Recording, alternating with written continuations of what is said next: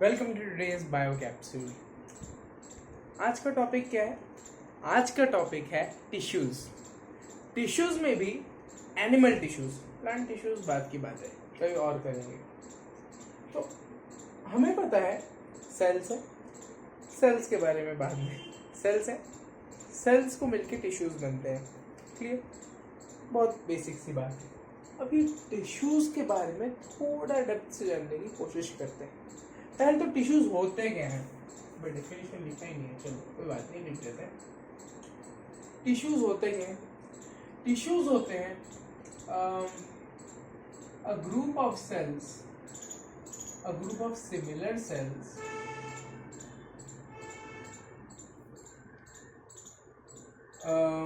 Group of similar sales.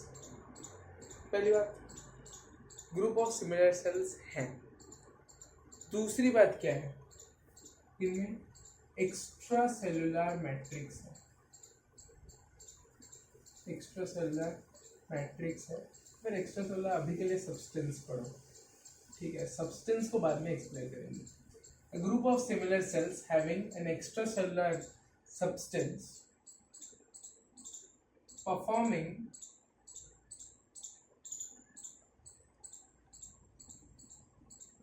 a specific function। ये definition है, definition को तोड़ दो मिल जाएगा। क्या है, असलियत जान जाएंगे हम। इसमें बोला है ग्रुप ऑफ सिमिलर सेल्स, मतलब ग्रुप ऑफ सिमिलर सेल्स क्या होता है? ये एक टिश्यू है, ये एपिथेलियल टिश्यू है, एपिथेलियम है, ये मस्कुलर टिश्यू है, मस्कुलर टिश्यू है। इसमें क्या है, जो सेल्स है वो सिमिलर है। जो सेल्स है यहाँ पे मसल सेल्स ही है, यहाँ पे एपिथेलियल सेल्स ही है। तो ग्रुप ऑफ सिमिलर सेल्स ये साथ में है, इनके बीच में एक्स्ट्रा सेलुलर सब्सटेंस है। ये दो सेल के बीच में कुछ सब्सटेंस है, ये एक मिस्ट्री है। क्या सब्सटेंस है ये पता करेंगे। Performing a specific function. Muscles का काम क्या है? मसल्स का काम है कॉन्ट्रैक्ट करना, रिलैक्स करना। सिग्नल मिला, नर्वस इंपल्स मिला, ये कॉन्ट्रैक्ट कर जाएंगे। Why? Because they have contractile proteins. तो अल्टीमेटली ये मूवमेंट एंड लोकोमोशन में हेल्प कर रहे हैं। बोन सेल्स, इनका मिलके टिश्यू बनता है। इनका भी एक स्पेसिफिक फंक्शन है, क्या? एक फ्रेमवर्क देना। न्यूरॉन्स या नर्वस सेल्स, क्या इनका काम है? इनका काम है सिग्नल ट्रांसफर करना, सिग्नल ट्रांसपोर्ट करना, नर्व इम्पल्सेस के थ्रू, इलेक्ट्रिकल इम्पल्सेस के थ्रू, है ना। तो ये विभिन्न प्रकार के फंक्शंस हैं जिसके बारे में हम देखें। अब टाइप्स ऑफ टिश्यूज क्या क्या है देखिए, इन्हीं में ही 4 टाइप्स ऑफ टिश्यू है। और ये किसके बेस पे? These are based on structure and function of cell. These are based on structure and function of cell। ठीक, तो structure and function of cell के ऊपर बेस्ड है। स्ट्रक्चर क्या है? देख रहे हो, ये स्पिंडल लाइक स्ट्रक्चर है, ये कद्दू जैसा दिख रहा है। फंक्शन ऑफ सेल क्या है इसका? मैंने अभी बोला फंक्शन। तो स्ट्रक्चर और फंक्शन के अकॉर्डिंग, पहली बात, ये सारे यूकैरियोटिक सेल्स है। मानते हो नहीं मानते हो? मानते हो ना? सारे यूकैरियोटिक सेल्स हैं, इनके अंदर स्पेसिफाइड ऑर्गेनल्स हैं। उसके बाद इनमें अलग तो फिर क्या है? What makes them different is not there anatomy. कुछ एक्सेप्शंस हैं, पर एनाटॉमी यानी अंदर की चीजें, ऑर्गेनल्स ऑलमोस्ट सिमिलर हैं। व्हाट डिफर्स इज इनमें जो स्ट्रक्चर है वो मैटर, वो डिफर करता है। तो उसके बेसिस पे ब्रॉडली 4 तरह के टिश्यूज होते हैं।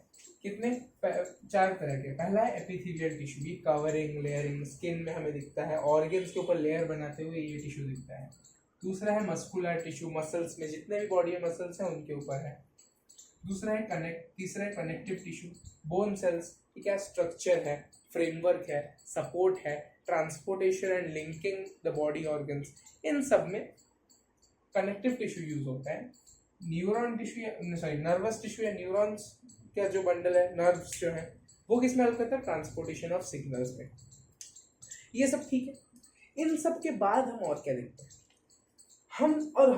इनके बारे में जो डिटेल्स है वो एक एक अलग अलग कैप्सूल्स में करेंगे। इसका एक अलग कैप्सूल, इसका अलग कैप्सूल। अभी के लिए हमने ये समझ लिया कि इनका सेल का स्ट्रक्चर अलग है, सेल के फंक्शंस कुछ अलग है। उसके बेसिस पे 4 प्रकार का, और मेनली यही 4 है। बॉडी भर में इन्हीं चार के अलग अलग प्रपोर्शन भरे पड़े हैं। लेट्स से तुम मेरे ही इस बाइसेप्स को ले लो, है नहीं पर ले लो। ये बाइसेप्स में मसल्स, अंदर मसल्स है तो मसल सेल्स मिल गए। एपिथेलियल है, चलो एपिथेलियम किधर है, एपिथेलियम में जो स्किन है ये एपिथेलियल टिश्यू कवरिंग ले रहा है। तुम बोन सेल पकड़ लो, अंदर है बोन सेल। उतना ही नहीं, कनेक्टिव टिश्यू भी है। कनेक्टिव टिश्यू क्या, ब्लड, क्या दिख रहा है ना, ब्लड भी एक कनेक्टिव टिश्यू है, कनेक्ट करता है। तो उन सब, ये जो कनेक्टिव टिश्यू है ना, तो हमें यहाँ पे एपिथेलियम भी मिल गया, ये अपना मसल्स भी मसल सेल भी मिल गया, मसल टिश्यू, अपना ये कनेक्टिव टिश्यू मिल गया, न्यूरॉन्स भी मिल गया। क्योंकि मेरा ब्रेन सिग्नल भेज रहा है, न्यूरॉन्स के थ्रू आ रहा है कि मुड़ो मुड़ो मुड़ो मुड़ो, तभी जाके हो रहा है ना। 4 टिश्यूज मिल गए, नहीं मिले? पूरे बॉडी में यही 4 टिश्यूज हैं जो कि मौजूद हैं, और यही 4 टिश्यूज से सब कुछ, इसमें थोड़ा ज्यादा है, किसी में थोड़ा कम है।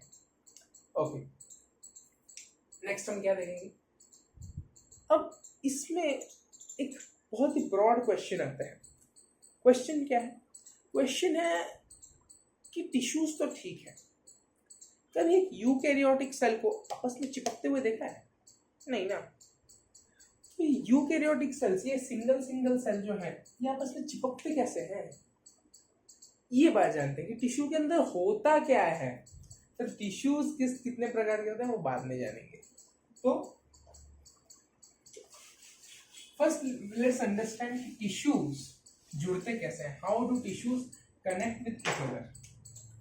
तो टिश्यूज के बीच में, टिश्यूज जो आपस में जुड़े होते हैं 2 चीजों से, जैसे कि ईंट सीमेंट से जुड़े होते हैं, वैसे ही टिश्यूज के अंदर जो सेल्स है वो आपस में जुड़े होते हैं विद 2 सब्सटेंस, मेनली 2 मैक्रोमोलिक्यूल्स हैं। एक है ECM या एक्स्ट्रा कैपिटल है, ठीक है, एक्स्ट्रा सेल्यूलर मैट्रिक्स पहला। दूसरा क्या है? Fibrous proteins.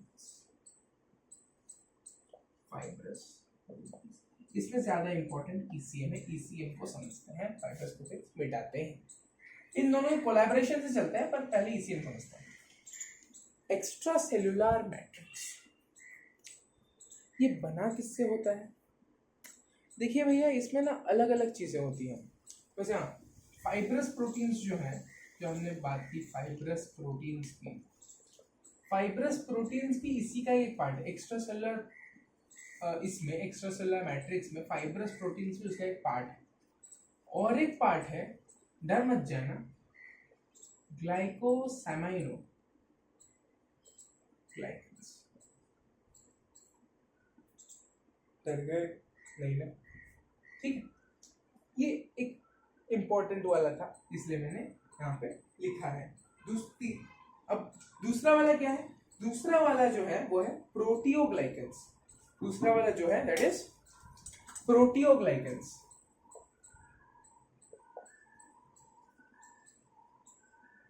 ठीक, अब समझते हैं।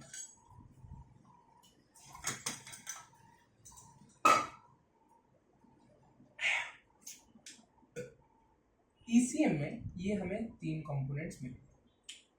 फाइब्रस प्रोटीन्स क्या करते हैं और ये क्या करता है? देखो, ये दोनों मिलके एक बनाते हैं जिसको हम बोलते हैं ग्राउंड सब्सटेंस। अब ग्राउंड सब्सटेंस की क्या है? और फाइब्रस प्रोटीन्स 2 चीजों से बने होते हैं। देखो, ग्राउंड सब्सटेंस जो है वो इन दोनों चीजों से बने, और फाइब्रस प्रोटीन भी 2 चीजों से बनी होती है। क्या? एक है अपना कोलेजन, कोलेजन की स्पेलिंग जरा देख लेना। दूसरा इलास्टिन, और भी चीजें हैं, अभी हम इतना ही समझेंगे। 9th में हो ना, तो ये 9th और 11th के लिए रिलेवेंट है। तो पहले फाइब्रस प्रोटीन्स की तरफ चलते हैं। फाइब्रस प्रोटीन्स में जो कोलेजन है वो स्ट्रेंथ देता है, और जो इलास्टिन है वो इलास्टिसिटी देती है टिश्यूज के अंदर। अब दिस डिफर्स कैसे? लेट्स से बोन सेल को मैं लूं, तो बोन सेल में कोलेजन एंड मिनरल डिपॉजिट ज्यादा है। Why? Because bone cell does not need elasticity. Bone cell, कभी एक बोन को ऐसे मुड़ के ऐसे रबर बैंड की तरह देखा है? नहीं ना। मसल सेल मुड़ते हैं, बोन सेल मुड़ते हैं नहीं। तो उसी के अकॉर्डिंग कंपोजिशन अलग है। इलास्टिन बहुत कम है, कोलेजन ज्यादा है, उसके अंदर मिनरल डिपॉजिट कैल्शियम पोटेशियम वो भी है।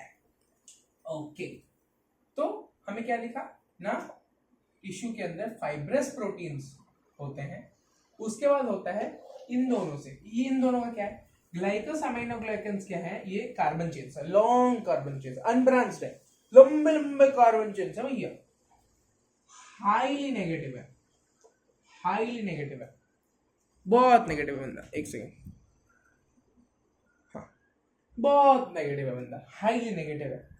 अब हाईली नेगेटिव का प्रॉब्लम क्या है, हाईली नेगेटिव का प्रॉब्लम नहीं, सुविधा है, हाईली नेगेटिव के कारण H2O मॉलिक्यूल्स को H2O को अट्रैक्ट करता है, H2O मॉलिक्यूल्स को अट्रैक्ट करता है, जिसके कारण ये जो ग्राउंड सब्सटेंस है ये बन जाता है जेल लाइक। क्यों? क्योंकि जब पानी आएगा तो ये सब्सटेंस जेल लाइक बन जाएगा धीरे धीरे, है ना, समझ रहे हो? तो because of water deposits this becomes gel like. This glycosaminoglycans what it does is ये H2O को अट्रैक्ट करके जेल लाइक बनाता है। बाकी अलग अलग फंक्शंस हैं जो इसमें हेल्प करता है। प्रोटियोग्लाइकेंस क्या करते हैं? प्रोटियोग्लाइकेंस और ये ग्लाइकोसामाइनोग्लाइकेंस, इनको हम GAGs बुलाते हैं, GAGs, ठीक है।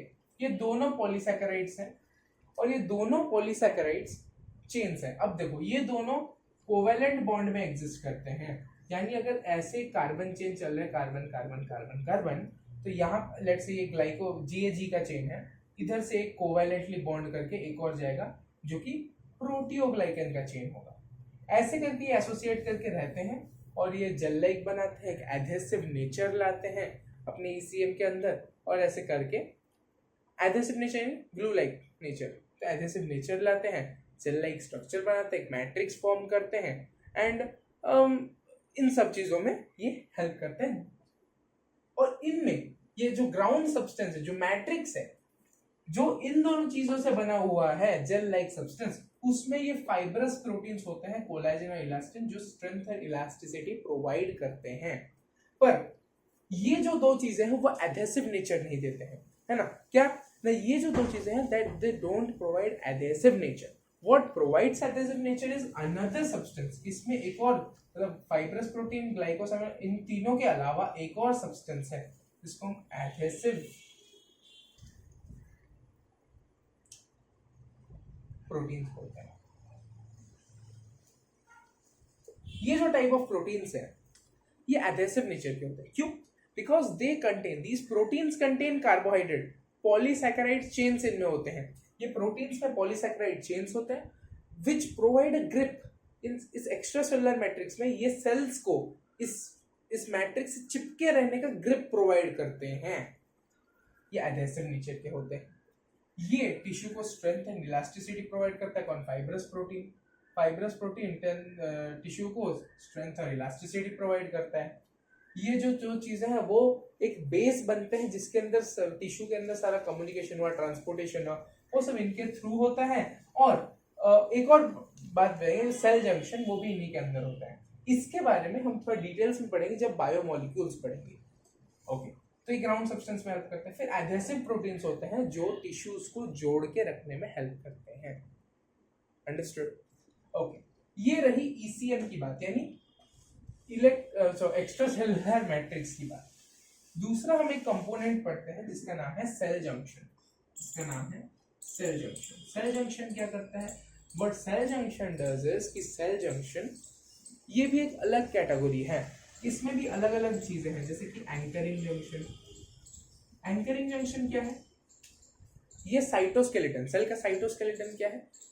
अब ये समझ लो कि सेल मेम्ब्रेन से, सेल वॉल से, वॉल तो होता ही नहीं है, सेल मेम्ब्रेन से सेल मेम्ब्रेन कनेक्ट होता है, साइटोस्केलेटन। बाद में हम समझेंगे, ठीक है, क्योंकि टॉपिक आउट ऑफ टॉपिक चला है। तो एंकरिंग जंक्शन जो है, anchoring junction helps in anchoring, मतलब सेल्स को एक्स्ट्रा सेलुलर मैट्रिक्स से चिपकने का और थोड़ा मदद करता है। और हाँ, सेल जंक्शन ये समझ लो, ये सेल टू सेल है, ये सेल टू सेल है, ठीक है, cell to cell. Anchoring junction खत्म। फिर हम और क्या देखते हैं? और भी बहुत, जैसे एडहेसिव जंक्शन हुआ, एडेसिन जंक्शन, एडेसिन जंक्शन, ठीक है। तुम्हें लगे सर भैया गम लाइक चीज़ है, नहीं, ये भी ट्रांसपोर्टेशन में हेल्प करता है। अपने tight junction there are some tight junctions, tight junctions क्या करते हैं? टाइट जंक्शंस एक इनपर्मिएबल मेम्ब्रेन, इनपर्मिएबल लेयर, मतलब जिस लेयर के थ्रू कोई भी सब्सटेंस जा नहीं सकता, वो टाइट जंक्शन होता है, उसको बनाने में हेल्प करता है। तो ये ओवरऑल ये समझ लो कि सेल जंक्शन एंड जो क्या एक्स्ट्रा सेलुलर मैट्रिक्स, ये दोनों मिलके they act as a support, they act as a adhesive या cement between the cells, to cells in a tissue, कि वो जोड़ के उनको रखता है, राइट। तो जो सीक्रेट है भाई, कैसे जुड़े रहते हैं ये दोनों सेल्स ना, ऐसे ही जुड़े रहते हैं with the help of ECM यानी जो extra cellular matrix and cell junction, इन दोनों के कोलैबोरेशन के थ्रू ही ये सेल्स जुड़े रहते हैं। इन सब की डिटेल्स अगर जाननी है तो वो नेक्स्ट बायो कैप्सूल में जानेंगे। That's all for today, thank you very much.